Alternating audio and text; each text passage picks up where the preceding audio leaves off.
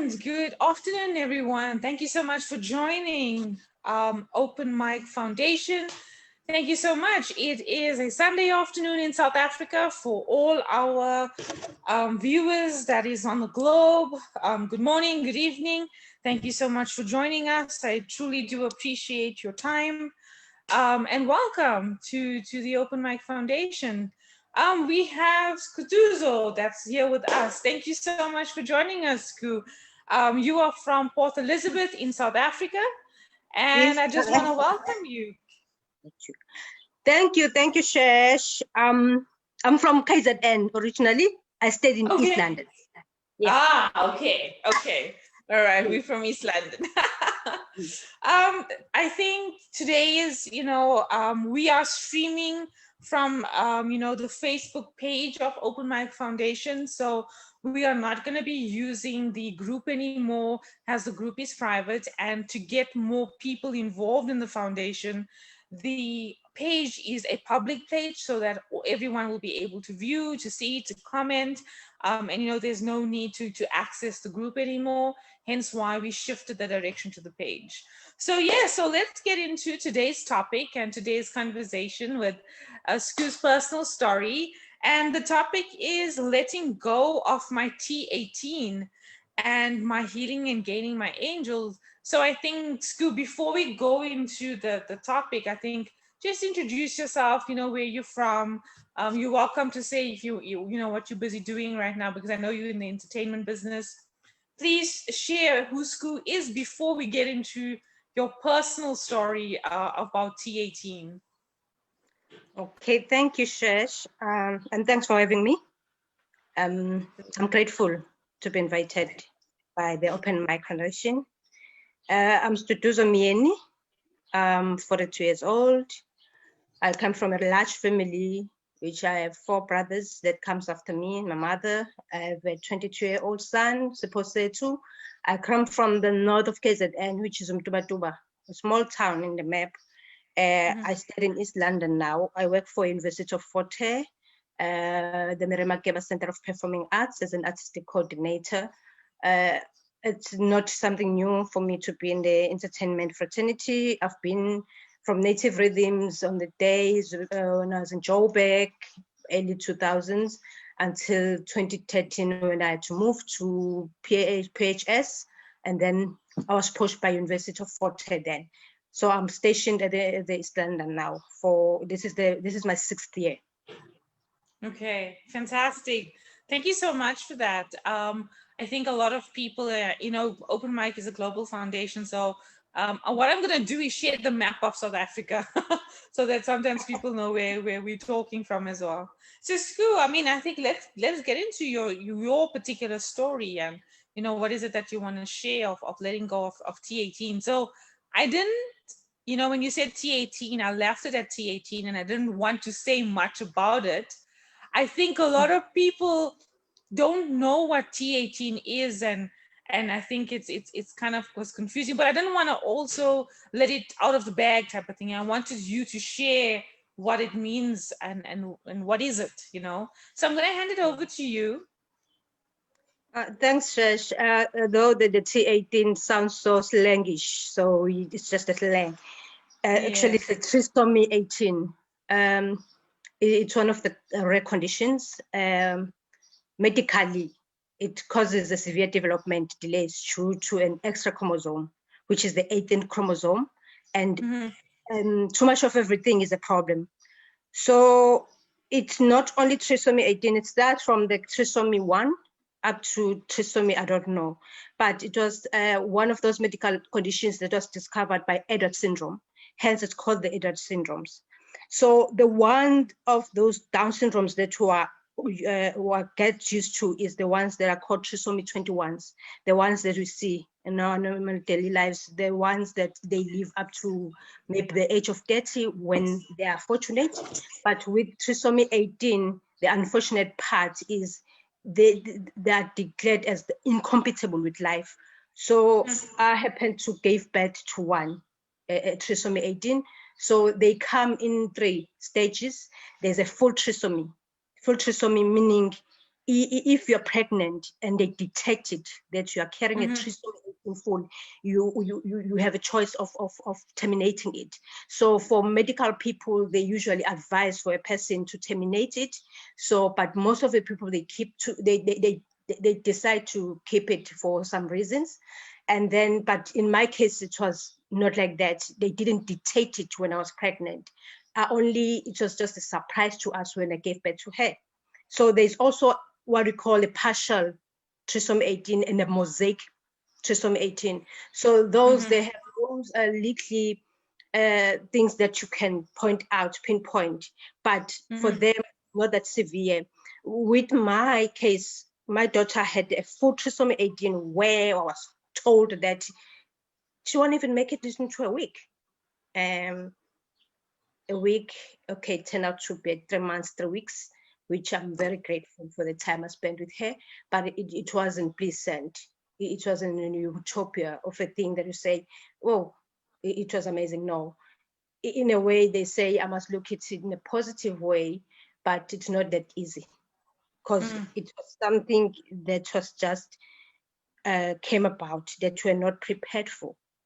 Though in between everything, I was admitted in hospital after my trip from the USA in March 2018. I was around 4 months pregnant.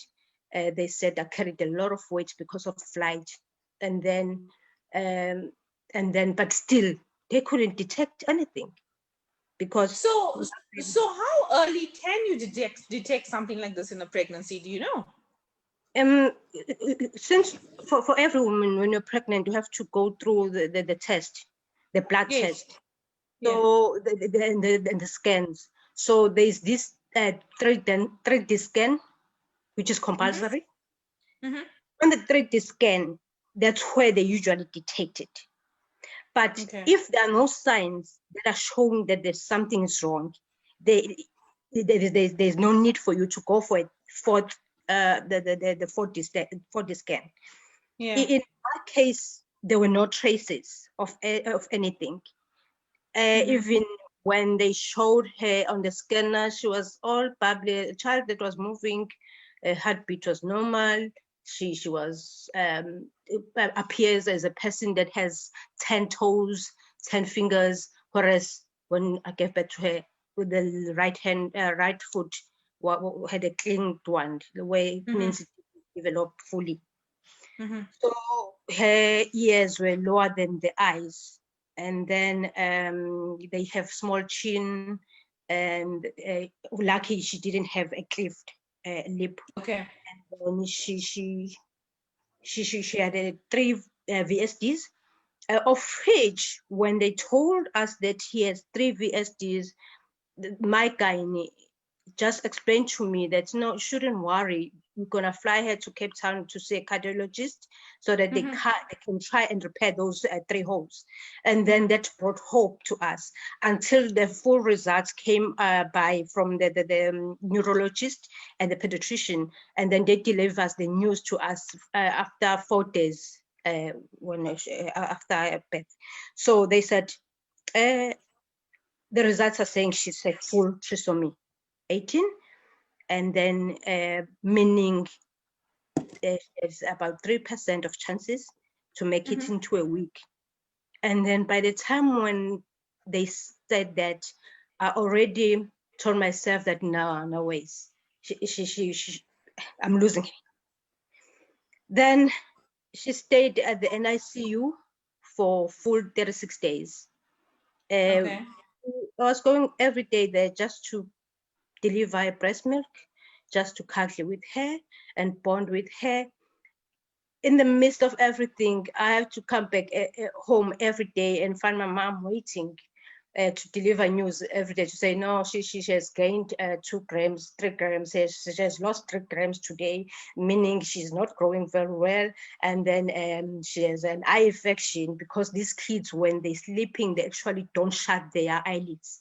It's always there too. So those things, but I had to live with it, learn to live with it, up until I gained my senses and I told myself that I have to prepare for her burial, which was the most painful thing because she was still alive. It's just that we didn't know when she would decide to shut off. So after that 36 days, we were advised to take her home. And then I went again through much stress, depression, because at home it's not an NICU setup. I didn't have those machines that detects her heartbeat. And then until one of the doctors explained to me that no, don't worry, she's using her own oxygen, but it's that the condition is just like that. Just take her home and bond with her until she decides to leave you. And then we took her home. We've prepared a very comfortable setup for her. And then my mom stayed with me until she came out of hospital, meaning 36 days. My mom was stuck with me in East London. She came from all the way from KZN, and then she had to go and check her other kids anyway. So I had to find a nanny, of which I was helped by a family, the Mdlambuze family, one of the families I have in East London. And then we found a nanny, a very good nanny. So now, remember, I have a 22-year-old son. You're supposed to, I got him when I was still young. So I wouldn't say I was that experienced mom. Then some of the things I had to still consult my mother and ask, what do I do this and how do I do this? And then she will take me through. And then, as I said, I had the best nanny ever. So it got into a point where I was able to leave her and do some other things.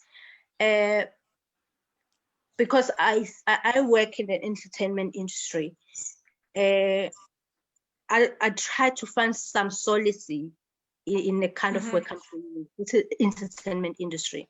So I'll pop in my office now and again, especially when I was doing the visits, the daily visits at the hospital.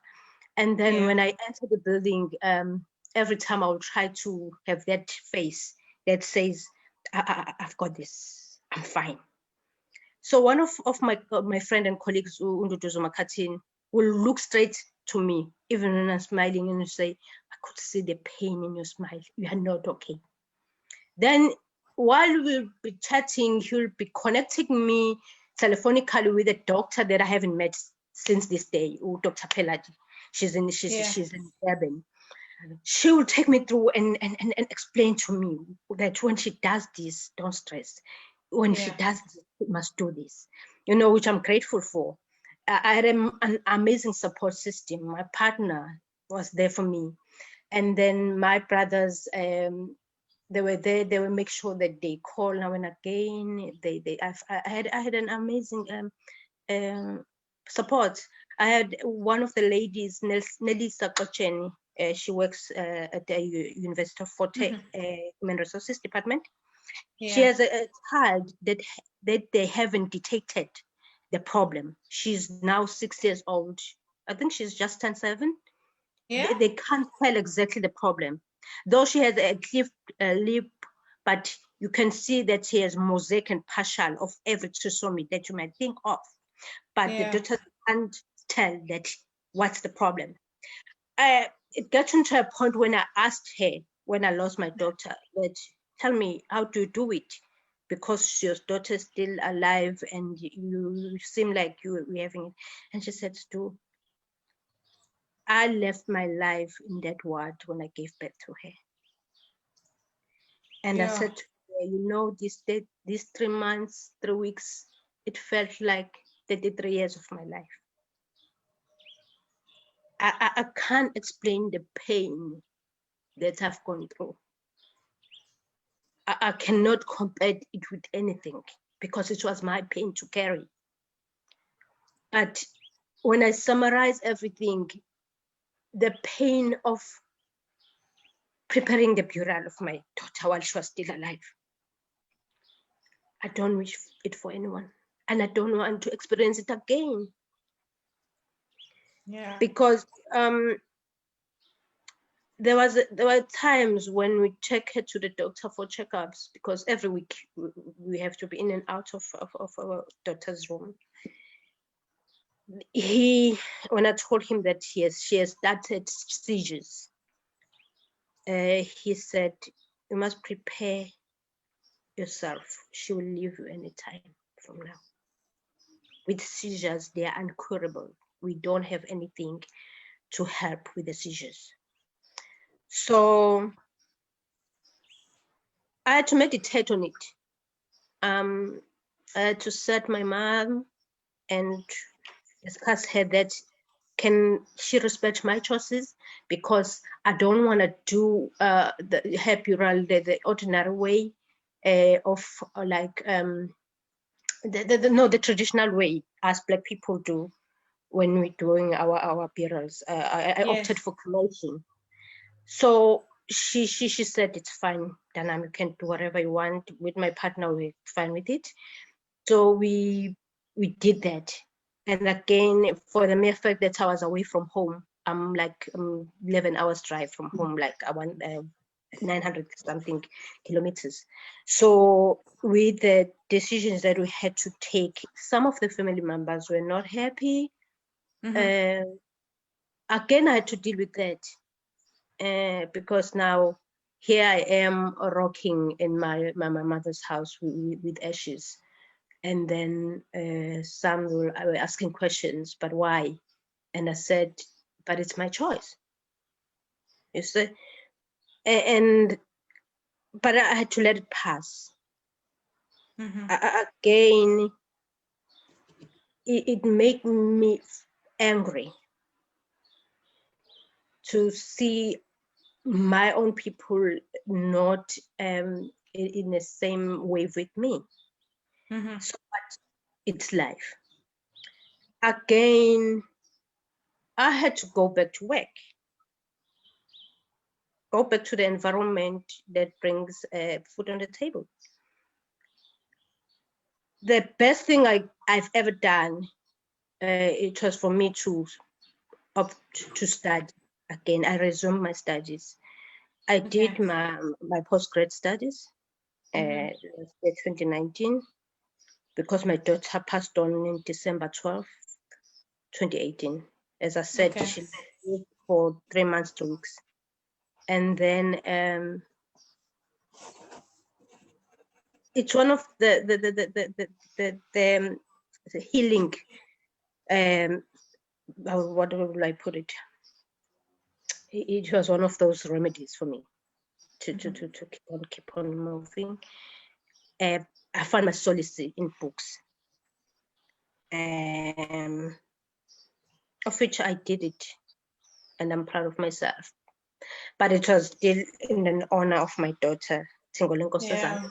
She is the rainbow. It's called Tingolenko Sazana in Zulu.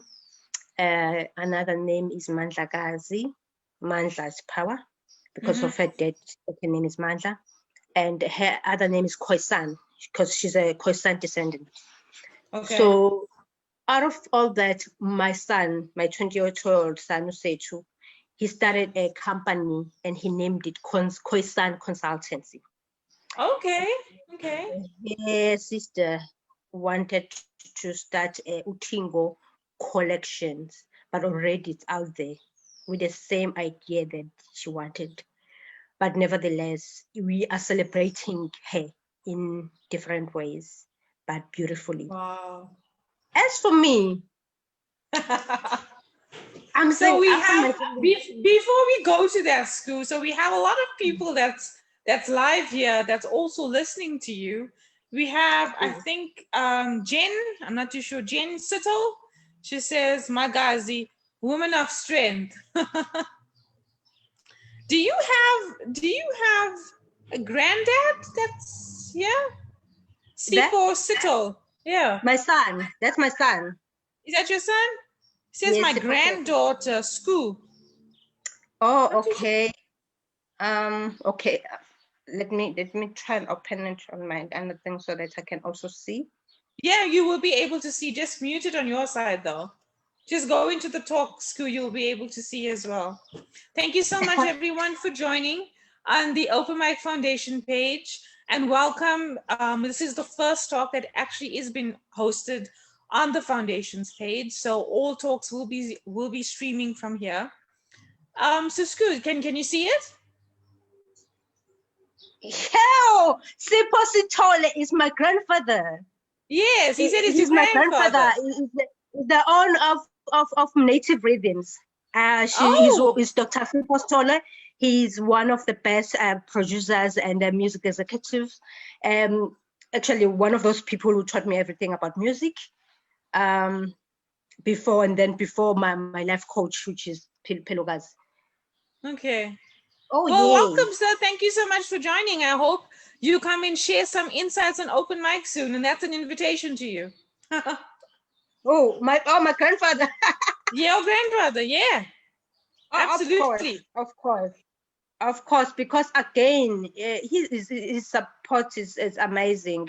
Again, my grandmother, his wife, Uvelile, she's also have some medical conditions of ageness.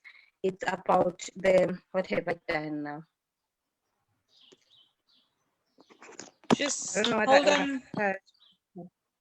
Okay. Yes. There we go. There we go. Yes. He Sorry says, about that. your grandfather says, please, consider it done. Thank you, sir. I appreciate it. I will say it. He did. Oh, that Kenny is my cousin. Okay. She works for Kai FM. Yes. Okay. All these people that are here are from my mother's side of family. Okay. Yeah, Mama Chimonel. Those are people that I can say they raised me. Okay. Actually, Sipho raised me. Okay. Proud of you, my friend. So thank you, God, with a friend of mine. Okay. Yeah. Well, welcome everyone. Thank you so much for joining and listening to Sku and her story. So what's happening with Sku today? You know, I think you've learned so much and you've grown. I think Sku, we know each other. You came down to Gauteng and you shared your story at the open mic when we had the events, and you know, my heart went out to you. You touched my heart, and we've been friends ever since. You know, we keep in contact, and I'm always, you know, hearing, you know, how you're doing, and you know, you are looking amazing. And I think, you know, for you to come onto open mic right now and share your story to the world, because the platform has changed, because it's become a global platform, and for you now to echo T18 and what it's about, and you know, going through those emotions that you've been through as well, is, you know, you are brave. You've come a long way. I just want to say that you're brave, you're bold, and I want to say thank you so much for coming and sharing that. It's not easy for a mom or for anyone that has gone through that tragic to be where you are today. I just want you to know that. Thank you. Thank you very much. And thanks for the support as well. And thanks for the platform you created for women, especially not only me, but women at large, because there are still other people that should share their life stories, their pain, their joys, and everything. They just need a platform because they never know whom they will touch. Because in my journey, I'm still saying I haven't done much when patent trisomy 18, because it's one of the rare conditions and I myself didn't know about it. And then now each and every day I found myself researching about the trisomy itself, because I thought it ended at trisomy 21, but no, that's not true. I found out there's trisomy 39. What? And then I said, okay, yes, because at some point I discovered. I discovered that there was a trisomy. There was trisomy 1.1, where, like, for instance, with the trisomy, you'll find women with it's common in girls with short arms. With short arms, they call it a trisomy. And then I recently read an article they saying they found a pill to control dwarfism, and then Okay. I still have mixed emotions about that, because again, we are tampering with God in a way. True. This is True. so scientific. It's one of those things that you ask yourself why they are there. Mm-hmm. But they are there, and then we Yeah. don't have an answer. So, but I'm still not happy with the medical people on how they treat these syndromes. Mm. For them, it's just a study. For them, it's easy to say these kids are incompatible with life. Mm. So they're just giving up on them just like that. I've seen other organization. There's a soft organization in Atlanta for all Yes. the trisomy 18s in the world, all the trisomies actually in the Okay. world. So I joined that soft organization while Tingo was still alive, and then trying to reach out Mm-hmm. so that I can have answers from other people that have went through the same road that I've walked. Okay. This week from the soft organization, I received an email that they are creating a long t-shirt that has their names, and Tingo's Okay. name is there. Okay. I'm like, wow, okay, it's in Atlanta. And then Yeah. following that, they ask for her profile, Okay. which I've sent it. And then they give me a background that one of the trisomy 18 moms have developed a boutique, has started a boutique, a clothing boutique that caters for trisomy 18s. Because with other parents, they are lucky enough to be told that you are carrying a trisomy 18 child. It's Okay. up to you whether you keep her or you terminate. Then Okay. some they decide to keep them until they give birth. Okay. They only live for seconds, some for Mm-hmm. hours if they are fortunate. Mm-hmm. And for them, that's what they wanted with their kids. But in my case, I've always asked myself, what if they detected it to the 3D scanner? What would have done to do so? Mm. What would? I mean, Yeah. I guess, Sku, you're gonna ask yourself these questions, right? What if I knew earlier? What would I have done? Would I have gone through the whole pregnancy and have her? I think there's a whole host of questions that you would go. I just have a question. Is it a genetic disease? yes, they say it's a genetic disease. They say it's a genetic disease, but in my case, in my family, we Yeah. don't have a trisomy 18. In her dad's family, there's no trisomy 18. But one of these days, because we didn't go for genetic test, you have an Yeah. option to go and take. Yes. I remembered one of my cousin sisters from my dad's side Yeah. gave birth to a son. He's got a cerebral paralysis. Mm-hmm. He's doing his PhD right now. Okay. And then I said, okay, it's my sister. Actually, my sister in my African language. She's my sister. Yeah. The cousin sister is just to accommodate the other religion. So I said that means there is a possibility that I might be carrying the genetic one Yeah.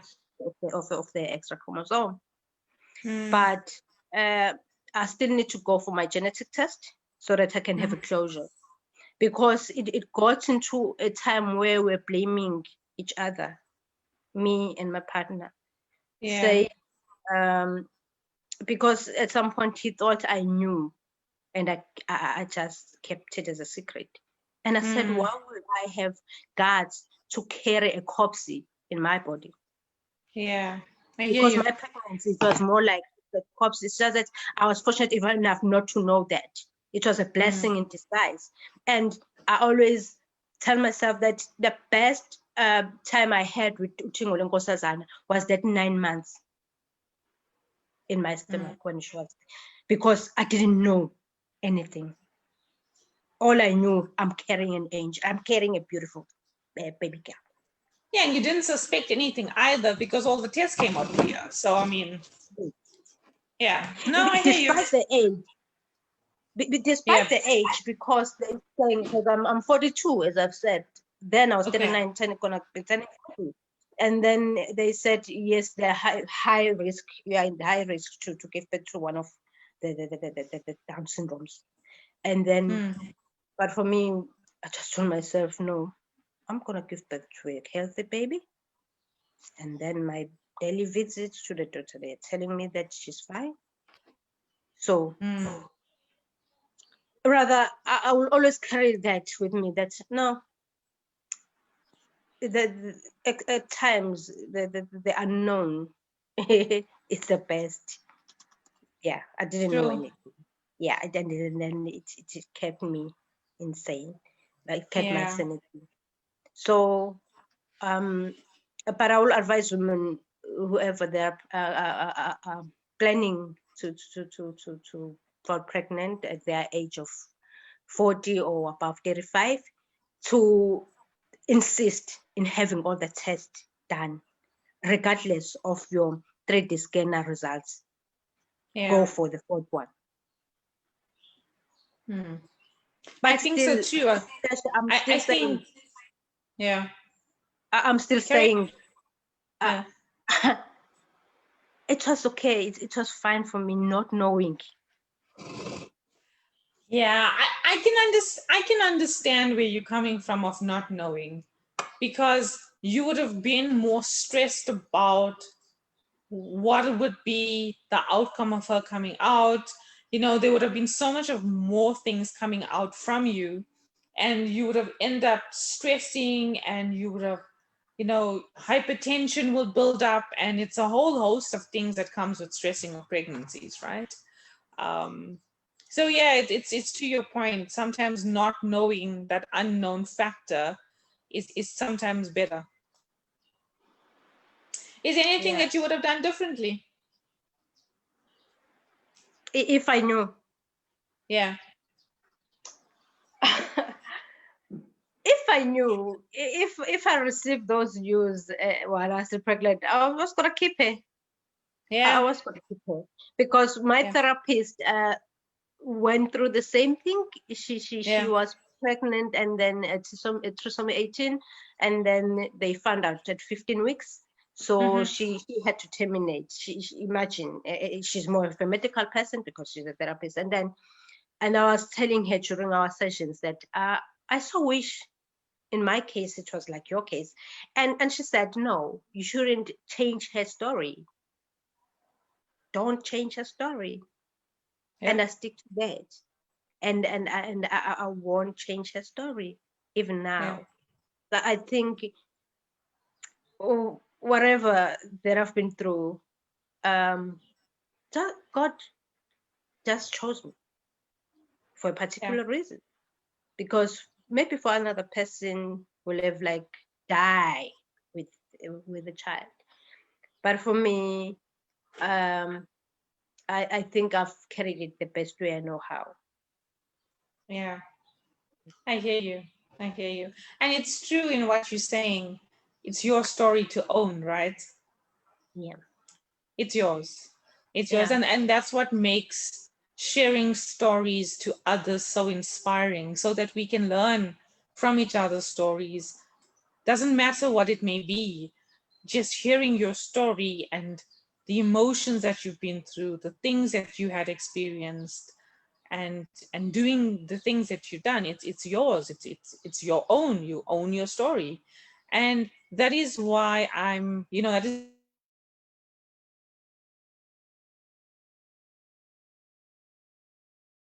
the emotions, the empathy, what has happened, the challenges they faced, and in some cases, Sku, in your case, how you've overcome it. Because you've been through a massive trauma, but I'm looking at this beautiful, stunning woman right in front of me today that has overcome a massive, massive loss as a mother, and it's not the easiest. And I know there's a lot of people around the world that do experience that. It is not the nicest, but you are brave, you are bold. I said this to you earlier on as well. It makes me proud to know that, I have you as a friend, and, you've come onto open mic to echo the story and to share your experience. And I want to say thank you so much. As painful as it is, I want to say thank you for sharing the story to everyone so that they could hear about T18 and understand what it's like to lose a child. So thank you so much for that. To the viewers, is there any questions? Is there any comments? Is there any thoughts for our speaker today? Please send them through. Skew, any last words from you? Again, thank you for creating such a platform for women Oh, it's like a me. pleasure. Yes, Pleasure. and I wish I can do the same for others as well, especially for the women in the rural areas that doesn't know the word trisomy, that got to be told to go to the I wish to reach out to them just to tell them that you couldn't have changed it. It was just meant for you. So accept it as it is. I'm sorry to say that I've got touched by the story of that Down syndrome boy that was shot, a 14-year-old colored guy. I cried because I thought of his parents more than anything else, that they have lost their child twice. Remember, with these kids, we are told they don't live long, so you lose them at any given time. So imagine for them, their Down syndrome got shot. Yeah. So they lost him twice. Yeah. That was a really, really sad story to hear. You mentioned something very interesting. You said that you wish to speak up more into the rural communities and bring awareness to that. So how about we look at something as to how we can do that? That would be awesome. That would Yeah, be so I mean, how would we I think about it, Stu. I mean, we have listeners on as well, and this is the thing about open mic. What I try to do is also encourage people, as much as we share our stories, what we try to do as well is partner up with people and also see how can we take this type of awareness and there's projects happening all the time with open mic, right? It's also about how do we generate awareness on some of the challenges that we all speak about. And there's a lot of people that's coming on. We had somebody from Papua New Guinea last week that talked about expats, and she also looked at health awareness in the rural areas as well, Scoop.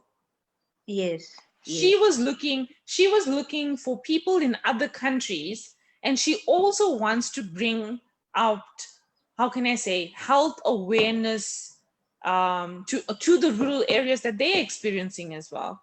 So I think there must be something that we can do, Scoot, to bring out these type of awareness, to these rural communities. I mean, I think we need to talk a little bit more about it. Do you think it happens more in the rural areas? I'm not too sure. Yes, it does. On the 9th of August, I visited one of the organizations in rural areas, the moms that are raising, parents actually, that are raising kids with Down syndrome. What I've learned from my visit, I just said, in my case, it's one thing that you cannot run away from is the privilege. Yeah. I'm privileged to have work. I'm privileged to earn a salary, and then I'm privileged to have a medical aid.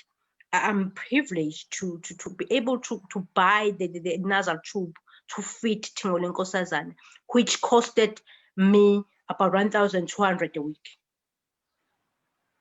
So for them, they're relying on the health facilities to get those nasal tubes and everything that goes with it. If those clinics and stuff, if they don't have them. So they find themselves recycling on what they have, which is unhygienic for a 3-year-old child to do that. Sure. So it's one of those things, and that it hit it hard, saying, how can I help them? Because in my case, I would have, as I'm saying, it was just privilege. If I didn't have the means, maybe she wouldn't have lived 3 months, 3 weeks. Yeah. So we do need to talk about it, Scoop, because I think it's definitely an initiative or a project that can bring more awareness to communities, right? And we can see, you know, what is it can we do to bring the awareness, you know, to people, and how do we go about, you know, helping people to understand some of the risks associated with these type of Down syndrome kids and members of the family as well. I must say your granddad is very proud of you. Oh man, thanks. Yeah, he is very proud of you. Courage and generosity in sharing your experience, especially to those who might want one encounter this phenomenon. Absolutely, so I totally agree with you. And that's true, Sue. I mean, you know, one of these things, you know, we are so afraid to speak about our experiences, and we're so afraid to be heard about the challenges that we are experiencing as well. And hence why giving the space to people and to echo these type of things, it needs to be known and it needs to be aware. And we are faced with these things on a day-to-day challenge. Everyone's faced with something on a day-to-day challenge. So yeah, thank you so much. If there's nothing else, my friend, thank you so much for joining. I'm always humbled by you, always humbled by you. I'm always appreciative of your time, your friendship, and you just being you. And I want to say thank you so much, and we'll definitely be in contact soon. And if there's any last words to our viewers, I want to say thank you so much for joining the Open Mic Foundation page. We do have another story coming out she's formerly from Ghana, but she's living in New York, so she's between 2 countries. Please join us at 3 o'clock to speak to her. Her name is Florence. Excuse me, anything else from your side? Thank you very much. Thank you very much for the platform. I'm appreciating, and again, I'm healing. I'm healing. Yeah, that's all I can say. So that it won't go away. I take it every day as it comes, but I'm much better. 2019, I was on autopilot, but I'm fine. Fantastic. Thank you so much. Thank you so much for your time and sharing your experience. And lots of love and light to you, hon. Take care of yourself. We'll be in contact. Thank you, everyone. Thank you. Thank you.